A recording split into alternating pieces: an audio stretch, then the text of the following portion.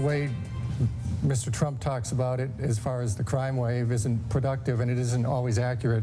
There are spikes in the crime rates in major cities that we need to address. There's other prevalent other issues that need to be dealt with there. But the criminal justice reform we're talking about that's worked in the states doesn't really deal with that. It's trying to keep people out of prison to begin with so they don't become violent. Now, Secretary Clinton has talked about reforms in a positive way, but we'll see what happens. The man who was just speaking is a senior vice president of Koch Industries, criticizing Donald Trump and complimenting Hillary Clinton. Now, Koch Industries is owned by the Koch brothers, and as you know, they're not exactly liberals. Neither is the Wall Street Journal, but its lead editorial today slammed Donald Trump. It says, quote, if Republicans can't get Mr. Trump to change his act by Labor Day, the GOP will have no choice but to write off the nominee as hopeless and focusing on salvaging the Senate and House and other down-ballot races. As for Mr. Trump, it continues, he needs to stop blaming everyone else and decide if he wants to behave like someone who wants to be president or turn the nomination over to Mike Pence. As Trump continues to alienate his own party, more and more Republicans are continuing to bail on the Donald, and that's providing an opportunity for Hillary Clinton, but it's something that could also backfire on her. Here's how the Times explain it. Quote, Mrs. Clinton's dogged pursuit of Republican votes has especially rankled progressives and highlights the divisions within the Democratic Party, even as they see a victory more likely. They have grumbled at her eager promotion of endorsement from veterans of the George W. Bush and the Reagan administrations. And joining the panel now for this and the rest of the show, Richard St. Paul, an attorney, Republican strategist, and a former vice chair for the National Black Republican Association. And Richard, let me start with you. How palpable is the frustration within the GOP about Donald Trump, and can they actually make a move on him like the Wall Street Journal is suggesting? I mean, it's very clear that you've had former presidents come out and say they can't support Donald Trump. You've had former presidential candidates come out also, including the governor of Ohio, saying they're not going to support Trump, which is fine. But what's important and what matters here are those 14 million Republican voters, the largest amount of Republicans who ever voted for a presidential candidate. Those votes count, and the rest of the American votes count. That's what's really important, not that former leaders have decided not to support him, but what the American people want. But you must be hearing from other Republicans about the frustration with the nominee and perhaps the shift of focus to down-ballot races. Well, look, there's always going to be frustration no matter who the nominee is. If you look at Clinton as a nominee, I was at the Democratic National Convention. There was a huge frustration with the Bernie Sanders supporters. So that's not it. What's going to be important here is the message that moves forward. And Donald Trump's message really does resonate because when you look at the polling, it's the economy, it's national security and immigration. And those are the issues that Donald Trump has talked about.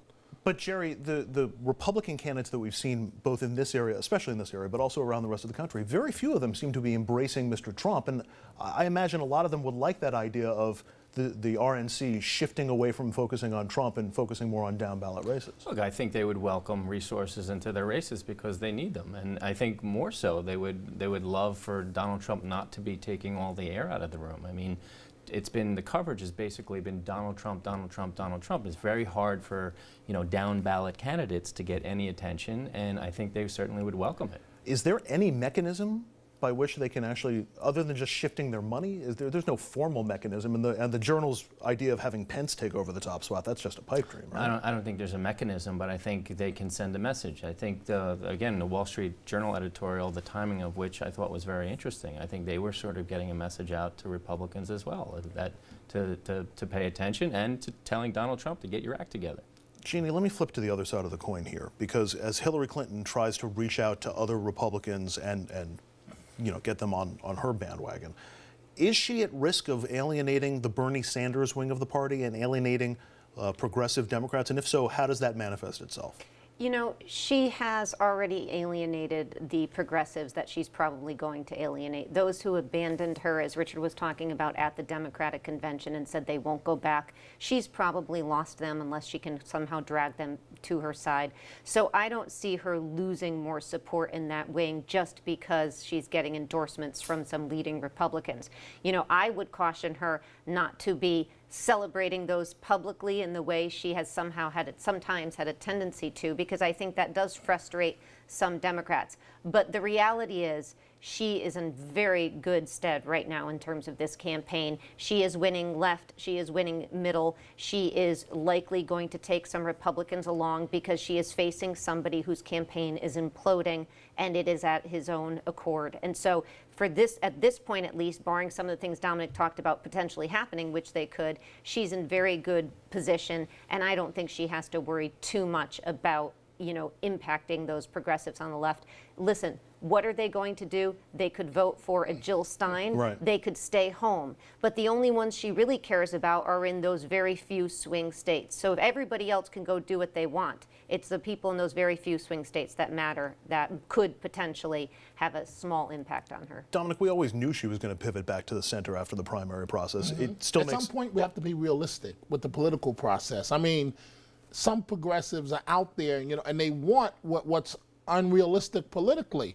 I mean, the best unifier of the party seems these days to be, of the Democratic Party, Donald Trump. And so I agree with the professor's assessment. She just needs to keep running her race. And, you know, these are folks that, quite honestly, will probably never be completely happy, some on the left, with Hillary Clinton. But what's the alternative? And what's really bizarre about this entire thing is Donald Trump fought like heck to get the nomination, and now that he's got it, he's like, I don't want to play anymore. It's really bizarre. One of his things Donald Trump has said is, look, he wants to win on his terms. I mean, his message has resonated with American voters, and that is the picture that he paints, is that we are not in a good position economically, whereas Hillary Clinton has painted a picture as, oh, you know, we're really in a very good time to, we're at a crossroads where we can go up. And so the gloom that he's painted, more Americans agree with that.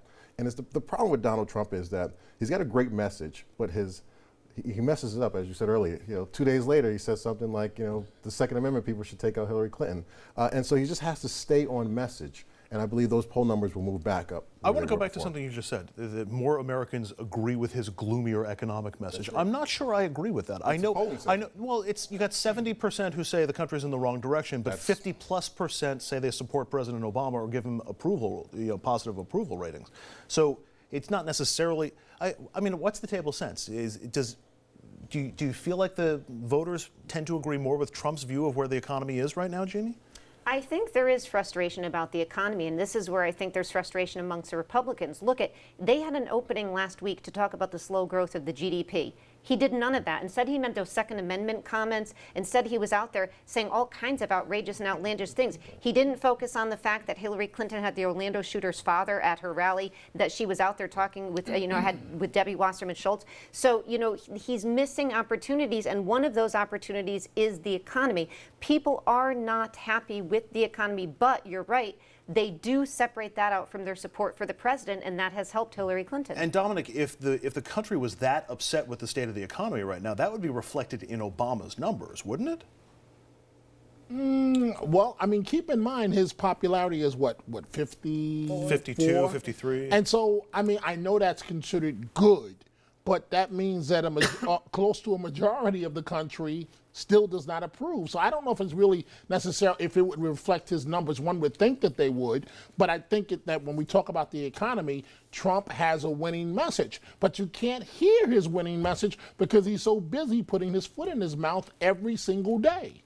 All right, we're going to take a break. Up next, we've all seen the violence and the mayhem at Trump rallies, but we haven't seen the ripple effect it's having throughout the country until now. We're going to describe the anger and hatred that seems to be spreading.